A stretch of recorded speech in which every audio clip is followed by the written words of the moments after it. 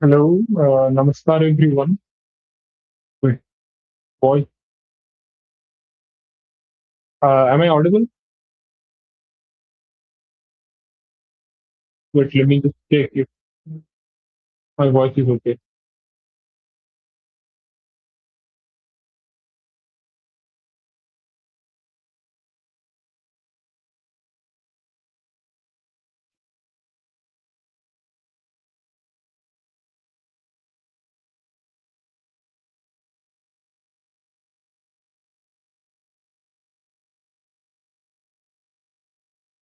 Okay, okay, audio is fine. So today we will continue from last day. Let me just give a quick recap. So yesterday or the last day we read about upper caste Muslims and upper strata of Muslims, how they were forming their own political agenda, and how everything is connected to their the globalized civilizational kind of thing that it is not merely bounded by boundaries or anything. Then we have to understand what is state, what is culture by definition. Then we started the interaction of state and culture, especially its instances in Europe. Now, today we will continue the interaction of state and culture in India. So, before we continue, let me remind you that this is from the book. We are reading a book, The Seedbed of Pakistan, which is written by Sir Saumya Dey. He's an excellent scholar and an independent researcher. So please buy his book, support him. You can get his book in Amazon, Mega India, and any platform. So please do buy it, and it doesn't cost too much. So yeah, support, sir. Okay, let us continue reading.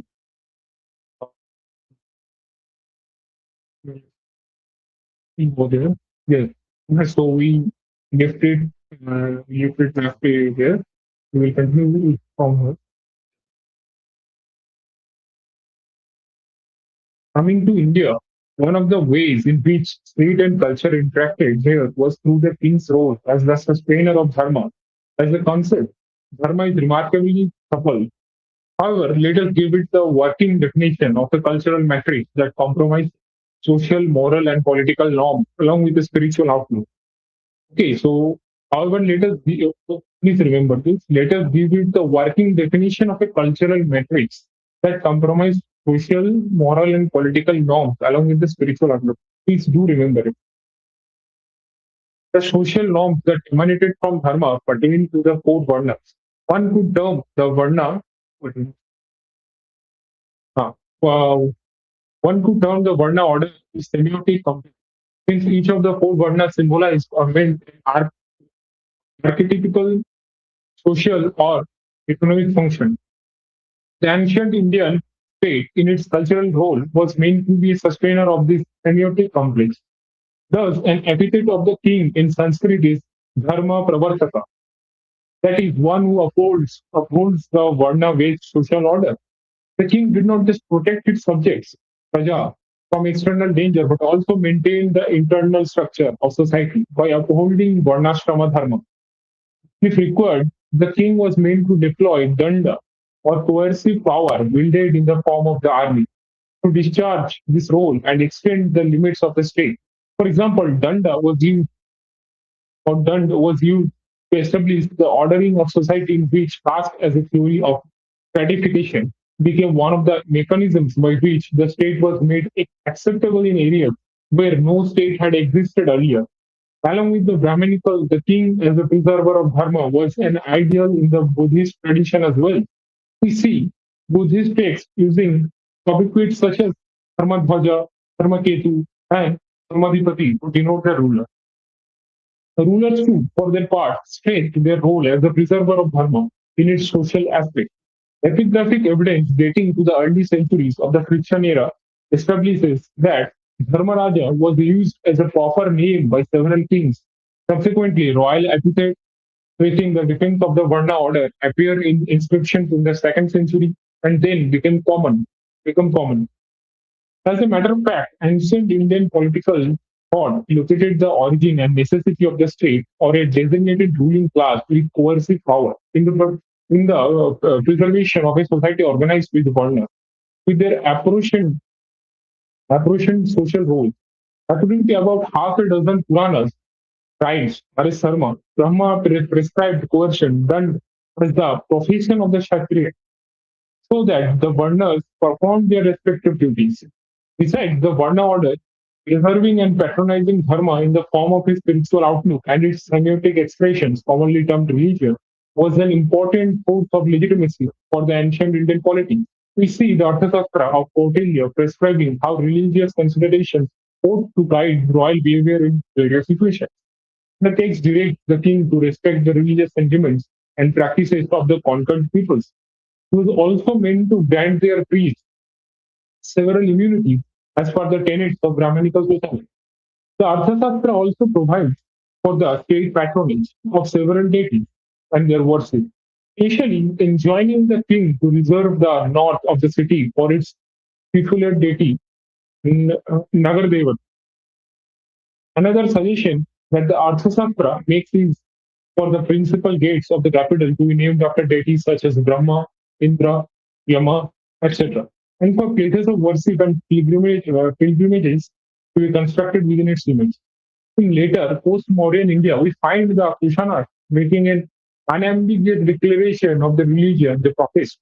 For example, the Kushana ruler Cadphises, or that's the I termed himself Dharma, Dharmati Dasa, probably an account on account of his devotion to the dharma of the Buddha. Bhagwan Shiva, who was represented in the Kushana coin, ancient Indian state and the ruler thus projected a cultural intent through visible identification, with a range of evocative, conspicuous, conspicuous and potent symbols, which the Varna order, sacred architecture, pilgrimages, and deities were. Moving on, the cultural persona of the ancient Indian state had a linguistic aspect to it in the form of Sanskrit. Sultan Polo writes that the Sanskrit language forms a way of speaking about and conceiving of the nature of political power.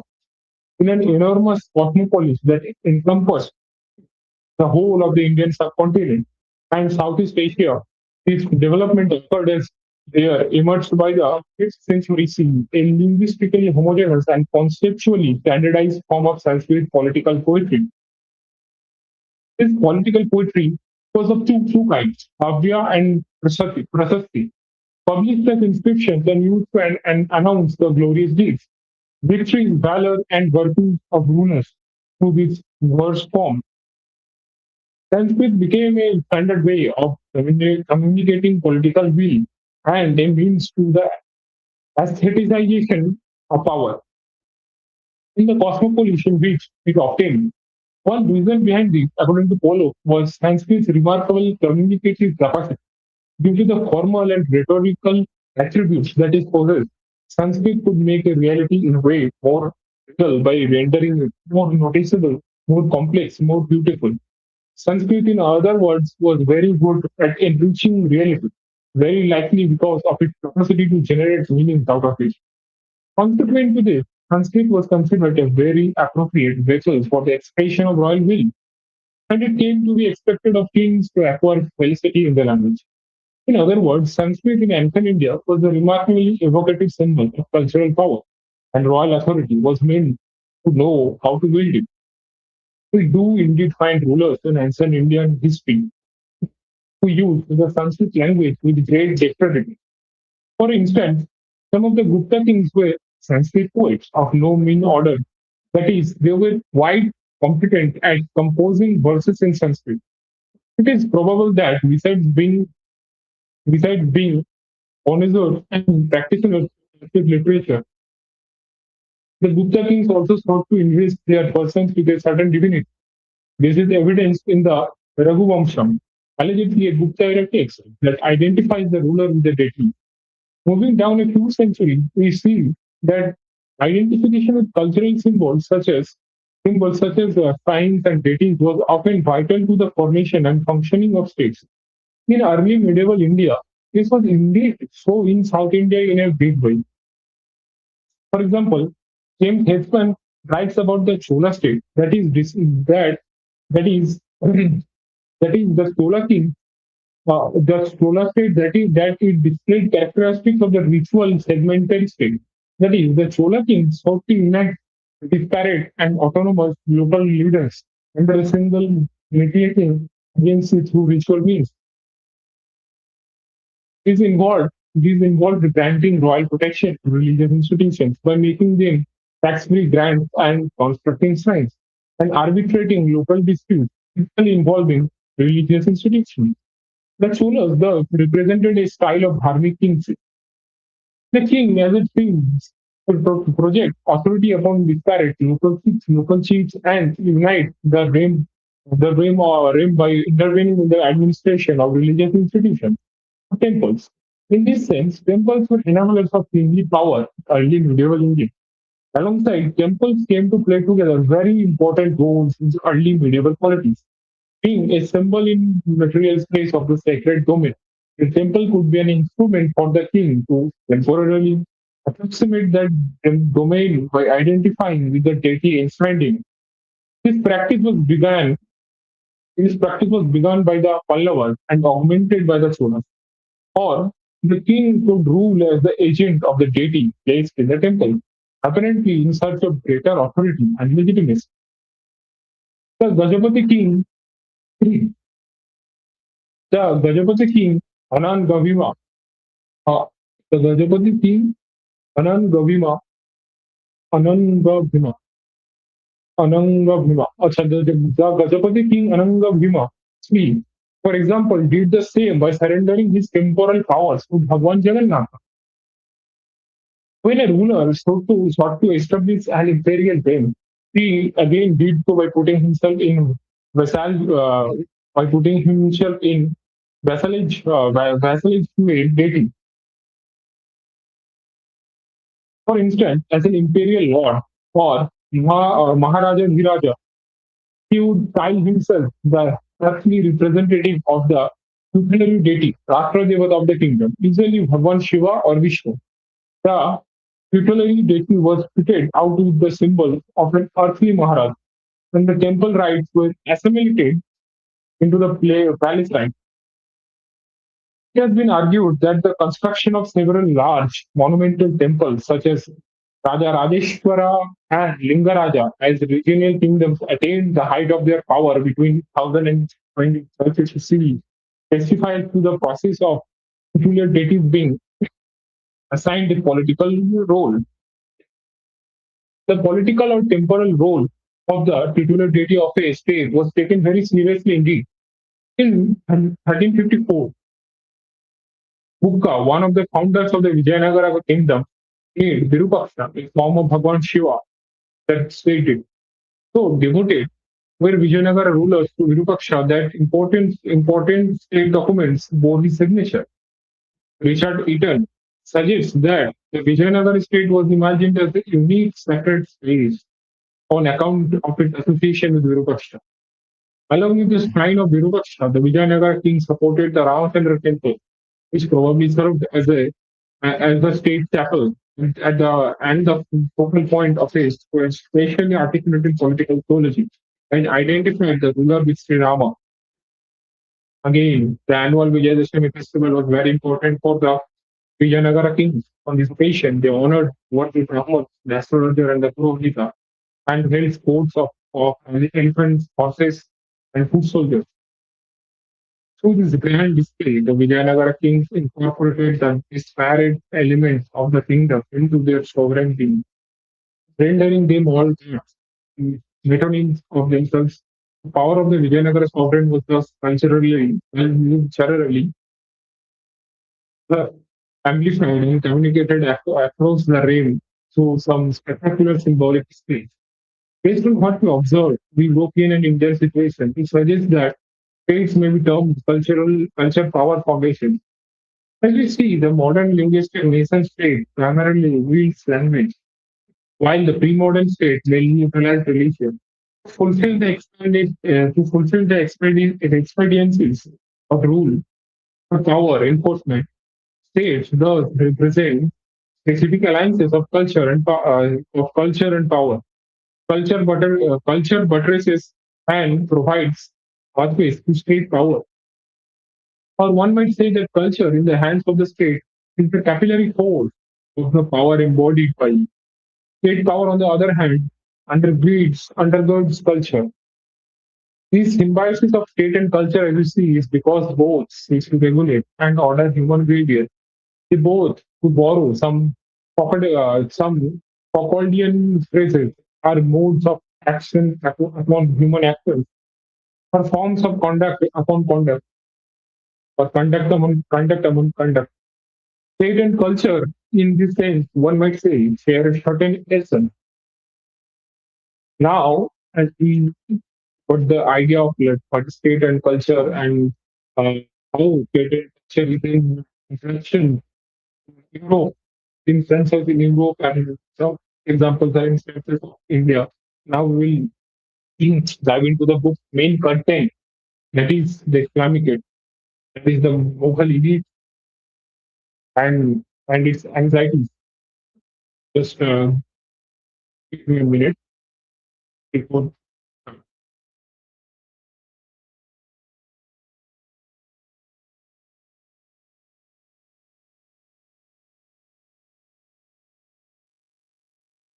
yeah, understanding the Islamic State.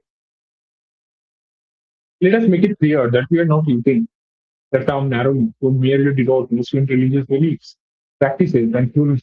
So the Islamic State will slowly include this. The term was originally coined by Marshall Hawkson, the author of Grand Three-Volume History of Islam. He understood the Islamic State as a culture centered on a later tradition, which has been historically distinctive of Islamdom, the society, and which has been naturally shared in by both Muslims and non-Muslims who participated at all fully in the society of Islamdom.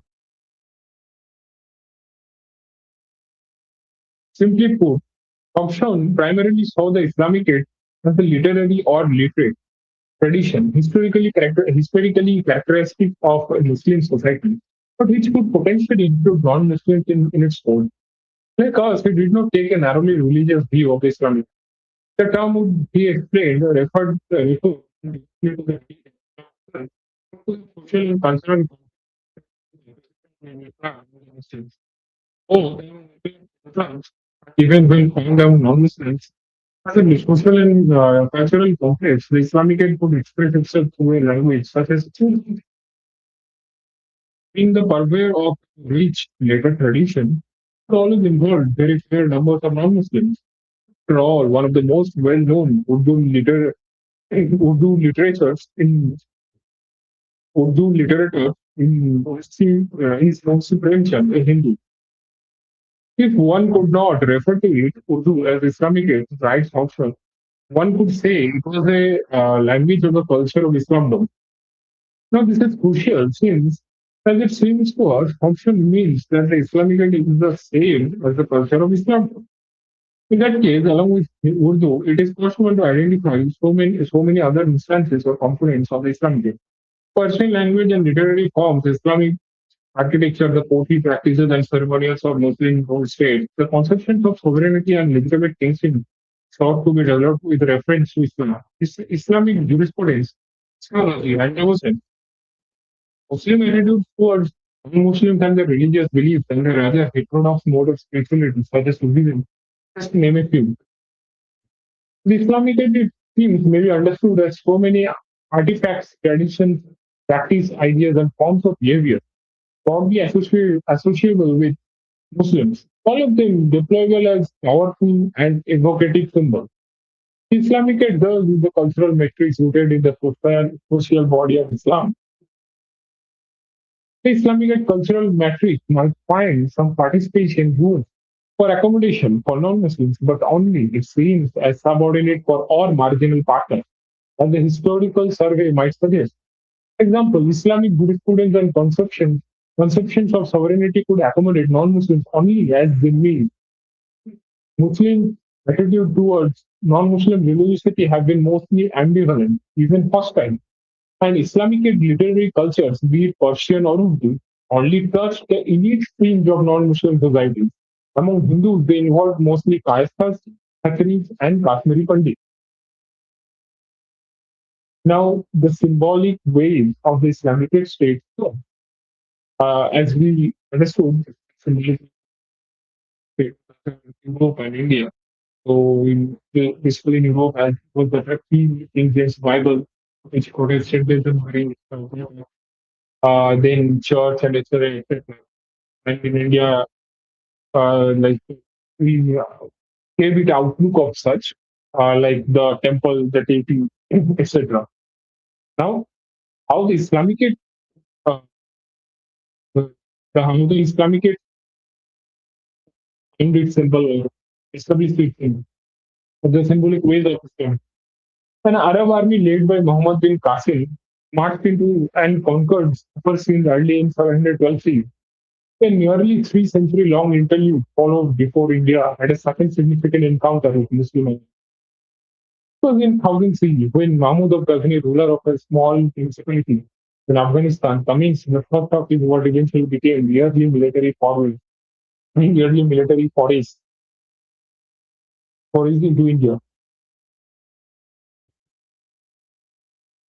It was during one of them that in 1025 CE, he ventured all the way to Somnath on Gujarat's southern coast and sacked and destroyed the famous Shiva temple. He died in 1030 CE. He repeatedly raided and pillaged North India and incorporated Punjab and parts of Sindh into his dominion.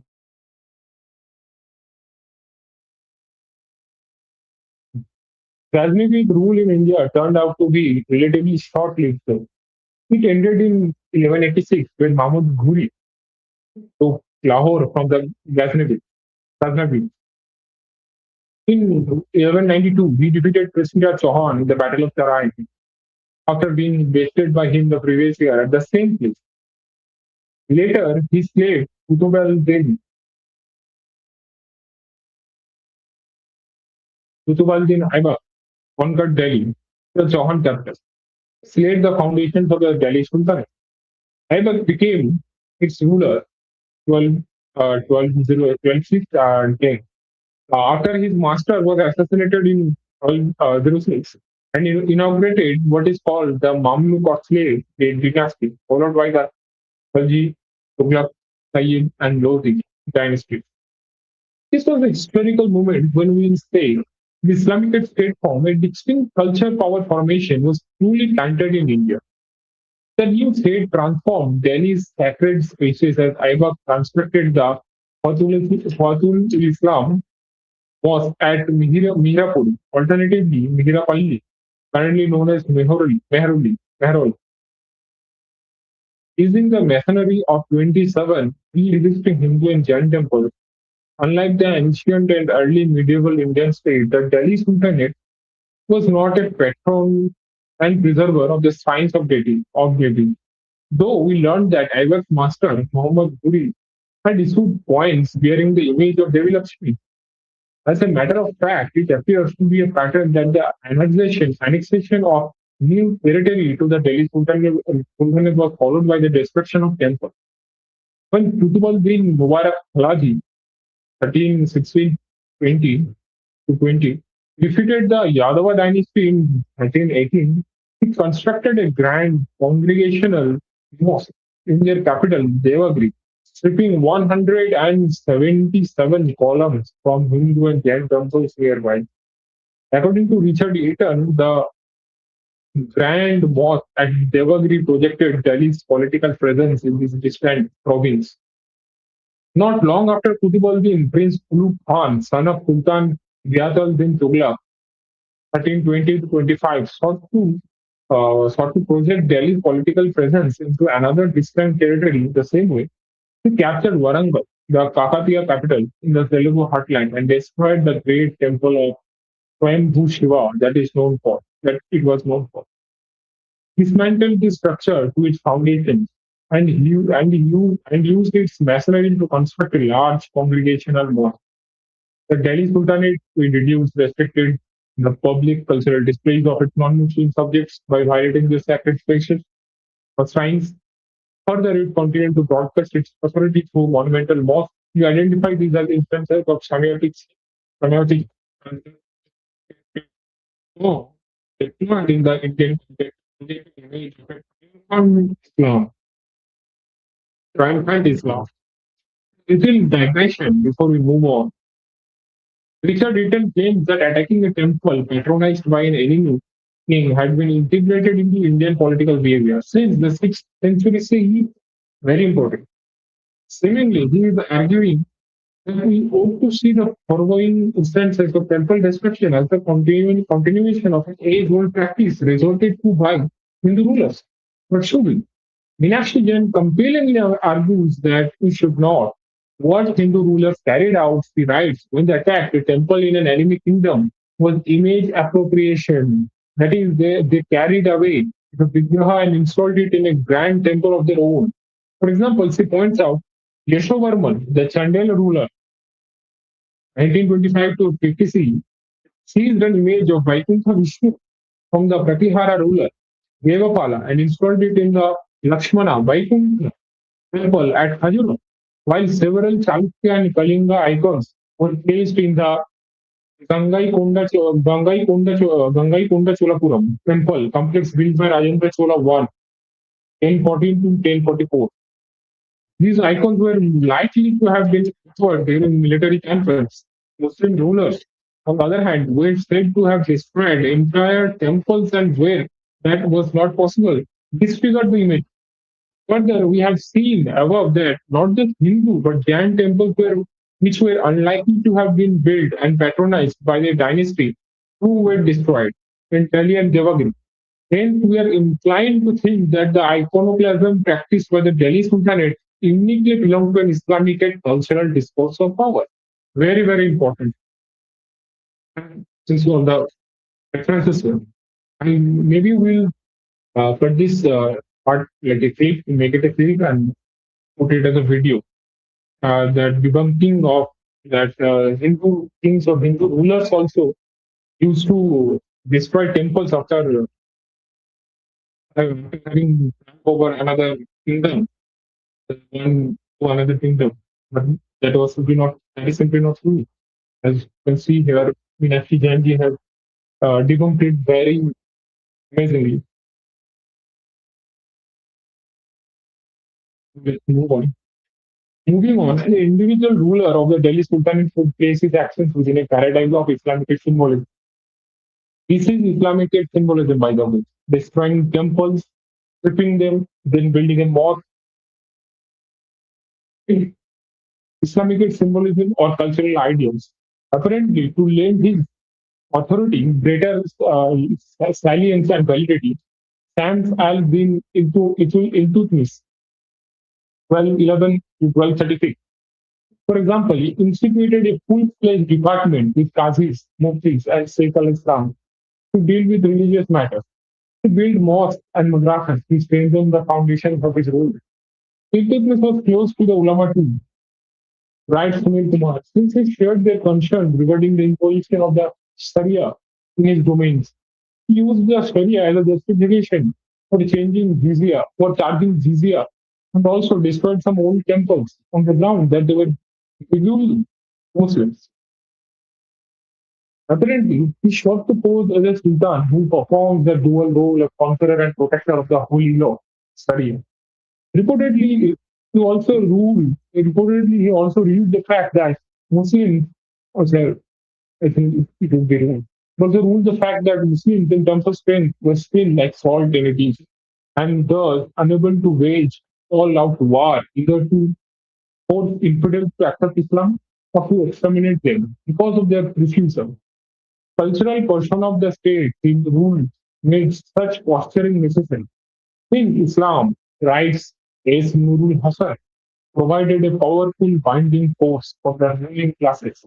The Sultan had to take some demonstrative steps to show to his co-religionists that he was ruling in accordance with the laws of Islam. He does not seem to have had much of a choice in this regard, as according to Raziuddin Akili, there was a general perception among Muslims in the Delhi Sultanate that it was their government. Sometimes the textual discourse of power in the Foucauldian sense of being a totality of effective statements prevailing in the Delhi Sultanate appears to have been developed with reference to a cultural imagination of what a correct Muslim ruler ought to do. For example, Zia al-Din Barani, 1285, author of Fatwa-e-Jahandari and courtier and companion of Muhammad bin Tughlaq, 1324 to 51, declared that a good Muslim king should not be content with merely levying the jizya and haraj on Hindus. Marani preferred that he should instead go to the extent of establishing the supreme position of Islam by overthrowing infidelity, Hinduism, and slaughtering its leaders, now the Brahmins. Varani seems to have been quite a pious man, and Muzaffar Alam, one of the most well-known historians of medieval India, writes that in his world there could only be two life patterns diametrically opposed to each other, one in conformity with the Sharia and the other against it. Varani spotted, Alam further writes, even the normal universal human qualities into binary opposition, Islamic and anti-Islamic, or Sari and Islamic or Sari and Ghair Sari basically. As far as Barani was concerned, Tawabi or secular state regulations were valid only as far as they were expedient measures undertaken in situations in which Muslim rulers were unable to implement the regulations of the Sharia in full. His acute concern for the Sharia actually made his attitude towards temporal authority somewhat ambivalent. Barani thought that the institution of the Sultanate had no place in Sharia and it restricted its operation. However, he still regarded the Sultanate necessary for the survival of the Sharia. While it intervened in the violated the sacred spaces of the non-Muslims, the Delhi Sultanate closely associated itself with the spiritual charisma of Muslim holy men or the Sufis. Eaton informs us that in every provincial center of the Sultanate, there resided a Sufi sheikh who belonged to one or another spiritual order or Sufis. They were not lone, they were not lone strangers distributing spiritual merit, but very much connected to metropolitan Delhi. It seems like a network of Sufis spanned out from Delhi early, replicating the administrative network of the Delhi Sultanate and to overlap. Eaton writes that prominent Sufis of Delhi sent out their leading disciples to the provincial centers who were then patronized by the governor posted there. The Sultan sought proximity to the Sufis. Ghiasuddin Balban, 1266 to 87, for example, was a devotee of Fariduddin Ganjai Sakar.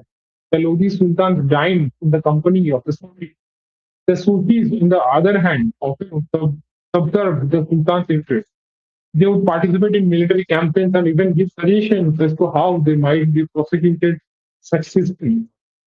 As you can see, how the Sufis are they are not only the major Catholics, like they are the brains behind uh, all those mass killings and what should I say? I don't know the word genocide, genocide. This, these these were like very very evil, and we're not. They are very evil. We exist today, and we all know how Bollywood and there's a whole this pop media and Bollywood try to whitewash them and present them as such peaceful, loving, uh, music, musical bands. Persian flourished in the Delhi Sultanate. Aziz Ahmad tells us that Delhi became the principal center of Persian poetry in the 13th century and retained this position till the 18th. Persian language versifiers such as Tajuddin Sangriza and Sivavati Mahamara found patronage at the court of Iltutmish. Putra, here comes the famous Sufi. I hope every one of you have definitely heard of Amir Putra till now. Amir Khusrau, the most famous Indian poet in the Persian language, who lived in Delhi as a disciple of the Sufi sage Nizam al-Din Auliya. Persian language historiography too found a favorable atmosphere in the Delhi Sultanate. To give a few examples of the most famous historians,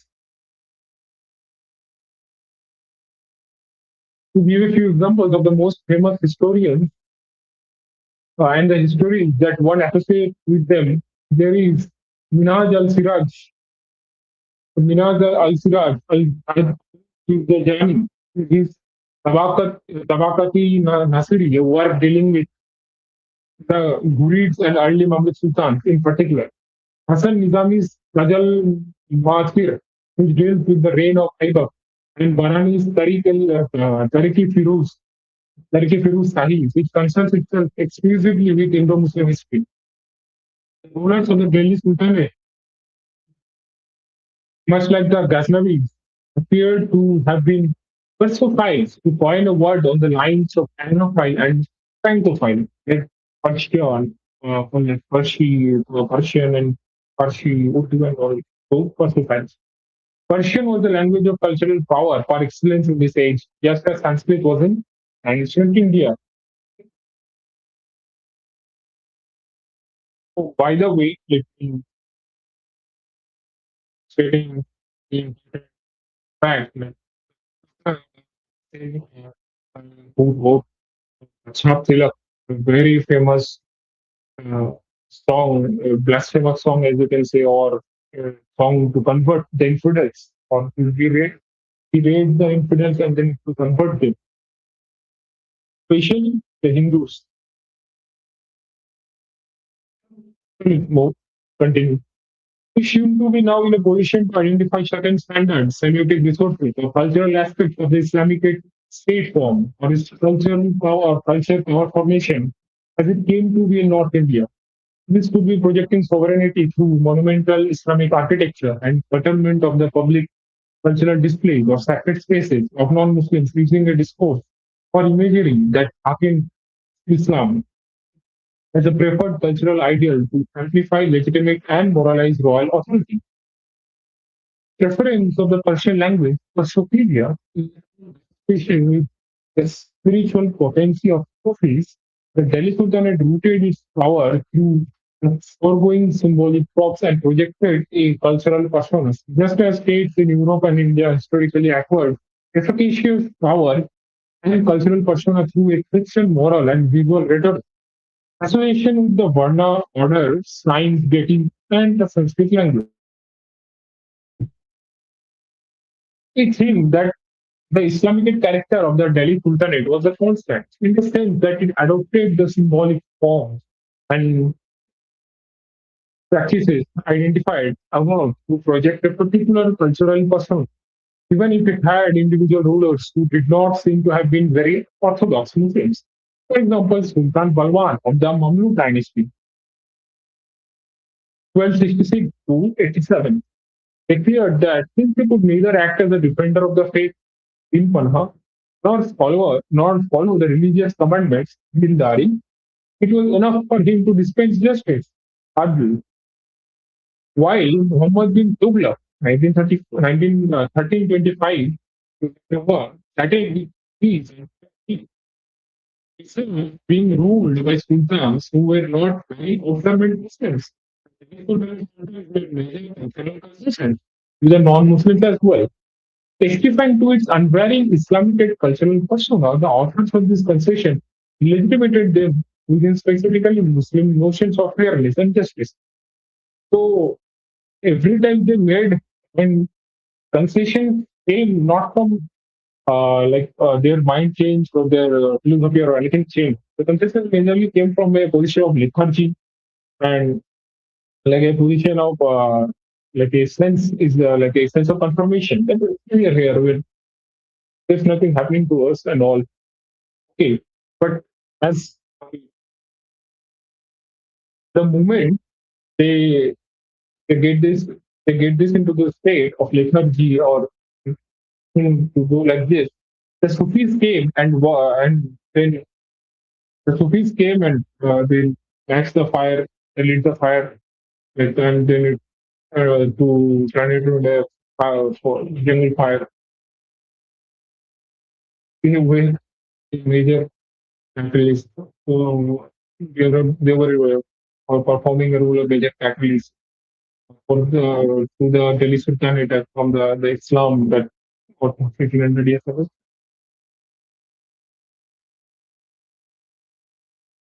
For instance, when the well-established religious practices of the Hindus were guaranteed by the ulama of the Delhi Sultanate in the reign of Sildar Lodi, 1489 to 1570, we know that it was done with reference to the Sharia. Okay, so now the Mughal Empire as an Islamic state form. Babur, 1526 to 1530, founder of the Mughal Empire, was not easy about making a belligerent show of his city. We learn from Satish Chandra, one of the most important historians of medieval India, that he declared the battle against Rana Sanga, fought at Khanwa, Rajasthan in 1527, to be jihad. Following the battle, he also raised a heap of the skulls of the enemy soldiers his army had slaughtered. Maybe he was making a grand display of the number of unbelievers he had dispatched. No doubt, like its predecessor, the Delhi Sultanate, the Mughal Empire, turned out to be an Islamic state form in every sense. This is noticeable to begin with in the way a Mughal ruler morally and validated his authority. For example, historians Sasi Joshi and Bhagwan Jor say that the dominant discourse legitimizing a Mughal ruler's political and economic position was one of Islam. This is true for the Mughal Empire then under Akbar, 1556 to 1605. Wait, brother, do you respond to Twitter messages? Just wait. Yes, yes, just leaving away. We do respond to Twitter messages. You can comment. You can comment in YouTube also. You respond to YouTube, and you can either mail us in navavimas@gmail.com. Respond there also. Thank you. This is true for the Mughal Empire even under Akbar, 1556 to 1605. Apparently, the most culturally broad-minded and tolerant of Mughal rulers. Though a mature Akbar seemingly tried to make the non-Muslims genuine stakeholders in the empire by promoting the ideal of full amity among faiths. We shall argue that the Mughal Empire still very much remained an Islamic enterprise. According to Joshi and Josh, Akbar sought to go beyond the attempt to paper passive loyalty and reconciliation to achieve a new sense of accommodation, symbiosis, and participatory loyalty by addressing the balance of power between communities. Here, they write the cultural environment of the Mughal Empire remained suppressed with Islam. The Cambridge historian Ibn Bele C.A. Bai echoes his Indian counterparts when he speculates that what Akbar was perhaps trying to do was build a specifically Indian imperial patriotism in the context of the broader sovereignty of Islam. In popular consciousness, Akbar was the perfect foil for Aurangzeb, but both rulers, Joshi and Jos argue, enforced the hegemony of Islam. They employed different means. However, the basis of Akbar's cultural expansiveness, right, the two historians, was a conception of hegemony resting on an equilibrium of cultural norms, which acknowledged the cultural stamp of Islam on the Mughal state's political hegemony without threatening the cultural practices of non-Muslim peoples. In other words, they say the Mughal Empire projected a soft hegemony of Islam under Akbar. This is because we see that Akbar's approach was rather accommodative and gave cultural room enormously. Aurangzeb, on the other hand, transformed the character of the Mughal Imperium and put it under a hegemony of Joshi and George maintained that Aurangzeb's paradigm of cultural hegemony was about implementing the ideological cultural nucleus of Islamic culture and the strong authority of ulama embodied which gives sanction and legitimacy to Mughal rule. Okay, by the way, let me mention here that Aurangzeb was tutored, trained by a Sufi from his very childhood. So he turned out to be a very hard follower Islam. No, sir. Now let us now begin to delineate the Islamic portion of the Mughal state in some detail. To start with, it seems that sovereignty was framed and projected in the Mughal Empire with reference to Muslim history and convention. One notices, for example, that Delhi and Agra were designed respectively as Dar al Khalifa and Mustaqar al Khalifa. Mughal emperor was not infrequently called Khalifa, though Muzaffar Alam assured though Muzaffar Alam assures us that Mughal historians did not quite see the Mughal emperors as caliphs of Muslims. The very fact that they could be imagined in such a manner seems to suggest that in the eyes of the believers, their persons carried resonances relevant to them. We hazard this guess because we notice that the Mughal emperors prided in calling themselves the majesty and light of the faith. Jalaluddin Akbar, Jalaluddin Jahangir, and made periodic dispatch of rich donations to the holy cities of Mecca and Medina. If the Mughal rulers were imagined as caliphs and their persons resonated with believers, it must have been because Islam often inspired or framed their actions serving as a paradigm of culturally desirable conduct or ideals from a peculiarly Muslim point of view. In 1568, after conquering Ithor, Akbar issued a proclamation reviling infidels. He also imposed the jizya on non-Muslims in 1575. Further, there is evidence in the Akbarnama and Ain Akbari of the forcible conversion of Hindus to Islam during Akbar's reign. In 1579, Akbar sought to assume the position of an interpreter in Islamic law and in spheres where the existing corpus was silent, of a legislator to the Maza. This was a statement or testimony signed by the theologians recognizing that Akbar had a particular religious status. Nevertheless, Akbar was not puritanical in the religious sense and did have an inclination Sufism, which probably accounted for a mystical experience he had had while on a hunt the previous year. But writes Athar Ali, this experience was altogether within the Islamic framework.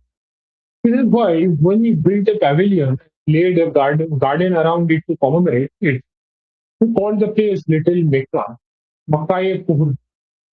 Akbar's enlightened religious outlook was Sindhikul, who seems to have evolved within an Islamic framework, as it had him employing the terminology of Sufi silsilas, and calling his spiritually followers Iradat Gabinan or Murids. Very likely he was aspiring to a position analogous to a Muslim, a spiritual guide of an elite set of disciples. In fact, SAA Rizvi finds that Akbar's mind was filled with religious orthodoxy, and his liberal measures merely tried divorcing personal beliefs from the public good. Now, moving on to Jahangir, 1605 to 1527, he carried on in much of the same vein as his father.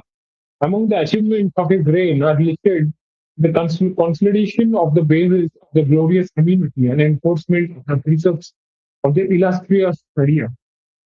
When he invaded Mewar, he termed it a religious war through various measures Jahangir sought to portray himself as the protector of the true faith. To mention a few, he allegedly gave, according to the episode,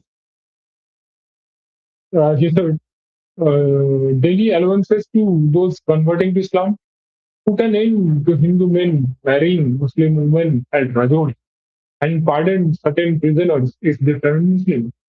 His execution of Sikh Guru Arjan Dev is, of course, well known. Besides, he persecuted the Jains of Gujarat. No doubt, Jahangir was, for all intents and purposes, to majority of his subjects, a good Muslim. Like the Delhi Sultanate, the Mughal Empire curtailed the public cultural displays, the non-Muslim. Their signs or sacred spaces were thus frequently targeted for erasure. Jahangir had a temple of Varahara destroyed during a visit to Ajmer. Further, temples were destroyed at Kangra. Upon ascending to the throne, Shah Jahan ascertained the fundamentally Islamic character of the Mughal state. He styled himself the protector of Islam and banned the construction of new temples. In his sixth regnal war, 1633, he ordered that no temple whose foundation had been laid in Jahangir's time but had not been completed would be allowed to be completed. Shah Jahan, 1627 to 1658, also destroyed a fair number of temples, three in Gujarat, 72 in Banaras and its vicinity, and four elsewhere in the province of Allahabad. A few temples were pulled down in Kashmir too. His son Aurangzeb, 1658 to 1767, continued with the policy of not allowing the construction of new temples. At the same time, he destroyed several old shrines. For example, he had the temple at Somnath demolished in 1665. The destruction of old shrines became more frequent as Aurangzeb's reign grew in battles and he had to pacify uprisings by the Jats and the Marathas. He, it seemed, came to consider it to be legitimate to destroy even long standing Hindu temples as a measure of punishment and as a warning. That is probably why he destroyed the Vishwanath and Keshav Rai temples at Banaras and Mathura respectively. When the Jat rebellion broke out, 1659, apparently Aurangzeb had begun to look upon the preservation of prominent temples as a kind of guarantee of good conduct on the part of the Hindus of a particular area. So whatever limited rights to cultural display the non-Muslims possessed in Aurangzeb's reign, it looks like they were contingent on their political docility. Times it seems Aurangzeb demolished temples just to make a point. After he annexed the state of Jodhpur in 1679, upon the death of Maharaja Jaiswant Singh, many temples were demolished, thereby his emissary, Khan Jahan. This was, as it appears, an announcement that the state was no longer being governed by a Hindu Raja, but had now passed into imperial hands. And then, seemingly, Aurangzeb destroyed temples out of plain spite and whimsy, having once ordered the pulling down of temples in the friendly state of Jaipur. When on the way to the Deccan in 1681, he ordered the destruction of all temples in certain Hindu festivals were curbed to. For example, the celebration of Holi and Diwali were banned by an imperial decree in 1655. In 1672 to 73, Aurangzeb resumed all grants held by Hindus. The latter part of Aurangzeb's reign demonstrates the extent to which Islam as a paradigm of culturally culturally desirable conduct or ideals would be expedient for a Mughal ruler on account of the Islamic person of the state. In fact, if one studies his later measures keeping this factor in mind, Aurangzeb as a ruler begins to appear like a natural progression upon Akbar, Jahangir, and Shah Jahan. He authority writes that Aurangzeb took to emphasizing the Islamic character of the empire and inaugurated a new religious policy intended to create a religious halo around the imperial crown. Then he was increasingly beleaguered as the reckless policy of expansion begun in 1659 had proved a complete failure, which, while there were many rebellions by Jats, Satnamis, Yesafazis, Pridis, etc., he adopted a discriminatory policy against the Hindus to associate the Muslim orthodoxy as closely as possible with the empire. That is why he imposed the jizya announced by Akbar in his enlightened phase and began progressively shutting out the Rajputs from the nobility. This was so that he could have Jagirs to offer to his Muslim nobility in order to rally them more firmly behind his throne. Satish Chandra, who avers that the reinstitution of the jizya and the Rajput wars ought to be seen as attempts by Aurangzeb to rally Muslim opinion behind him when he was facing reversals in the Deccan. So, if you guys know, just that Aurangzeb actually Aurangzeb wanted that the south, as you know today, like the Tamil Nadu and Kerala, Karnataka, etc., etc., from the Deccan, he wanted every part of it to be ruled under him, but he failed, and like, for that he was very frustrated and did all. And the more and more he was being frustrated by there, the more havoc he created in the North India by the way. Just so that his Muslim nobility and all, he can prove to his Muslim nobility and all that he is the Khalifa, the whatnot of Islam and anything.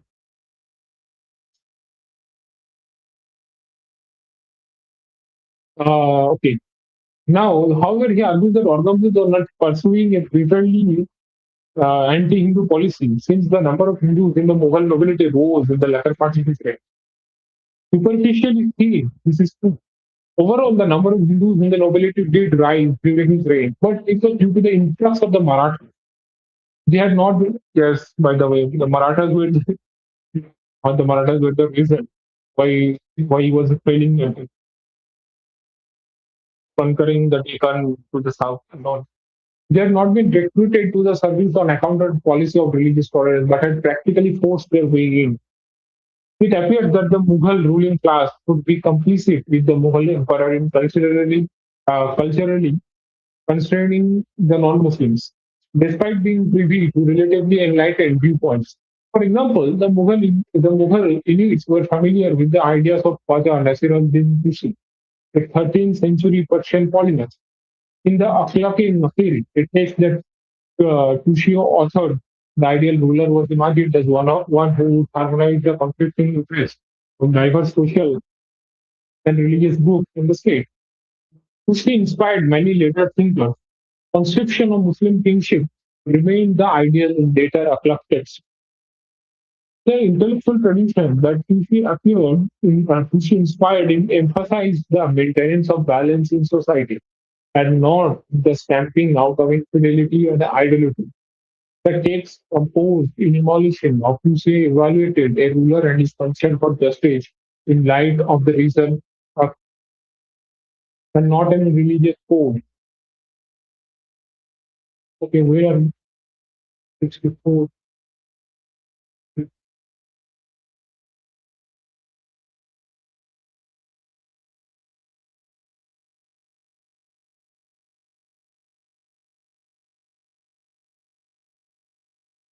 Okay, okay. Usually, if not his emulators, had found widespread favor among those who ran the Mughal state. Muzaffar Alam informs us that Tusi's Akhlaq was among the most favored readings of the Mughal political elites, but were Tusi's ideas imbibed and put into practice as well. Well, not quite. Despite their familiarity with Tusi's Akhlaq, we learned the office bearers in the Mughal realm were not very broad-minded in religious matters. Muzaffar Alam acknowledges that it will be a travesty of the fact claimed that they generally believed in and practiced religious thought. Like its predecessor, the Delhi Sultanate, the language that the Mughal state was partial to was Persian. In fact, one could term the Mughal state extravagantly Persian. Though the Mughals were though the Mughals were Chagatai Drop and Babur wrote his autobiography in Turkish. It was not Turkish but Persian, which came to symbolize Mughal triumph in India. In simple language, Persian was the language of power in the Mughal domains and was shaped to have emerged as the language of the king and the royal household and the high Mughal elite. The fact that Persian was associated with the conquerors who had preceded them might have been a reason why it was so valued by the Mughals. As we observe, Persian had originally come to flourish in Delhi and beyond in the wake of the Turkish conquest of North India. That is, upon the establishment of the Delhi Sultanate. Apparently, the cultural vision of this Persian on account of the Turks who spoke with was oriented towards the lands beyond India. This was since the Turks considered their Indian conquest parts of the Persian Islamic world in precisely the same way as Transoxiana, Transoxiana, Ghazana, Ghazna, and Ghu. Akbar, the greatest Mughal ruler, appears to have been similarly infatuated with the Persian Islamic world. He, for instance, took an unusual interest in promoting social, cultural, and intellectual contacts with Iran. As a result, Mughal India gravitated towards Iran culturally, and Persian poetry flowered under the sunny Indian skies. Aziz Ahmad calls the reign of Akbar the golden age of Persian poetry in India. In the meantime, many Iranian and Central Asian immigrants were drawn towards India. Among them, one could count princes, noblemen, and men of learning. These immigrants further diffused and lent strength to Indian Perso-Turkic culture. It seems that besides being its bearers, they also served as its benchmarks. For we are told that they caused the native born courtiers to develop an inferiority complex. These immigrants seem to have been looked upon as cultural archetypes of sorts and widely emulated due to them. The preferred high culture among Indian Muslims was Perso-Turkic. Okay. I mean, obviously, these guys are converted product of conversion. So the actual ones look down upon them. We will further continue this on the next day part. We'll keep it to this only. It's a big chapter. Yeah, so it's a good right in understanding Indian culture, its interactions in Europe and India, and to Islamic like the state of Islamic State, the culture of Islamic State, the symbols of Islamic State, the Islamic way of symbolizing. So I hope you have enjoyed this. You will find it informational and for education. So please do like and subscribe and share if you have liked it and share it to others. And do comment it if you have any suggestion uh, in any suggestions like should we continue this? We will continue this anyway, but like what which should we read and what live stream do you need about any topic to discuss it or video that we are pleased to comment and let us know. We up to this only. We'll continue the next day. So before you sign off, I will once again remind you that this is from the book The Seedbed of Pakistan by Saumya Dey. He is an excellent scholar and independent researcher. So please do support him. The book doesn't cost too much. At least please buy it and read it and gift it to somebody you like. So yeah, we'll end it here today. Thanks, Sriram. Bande Mataram.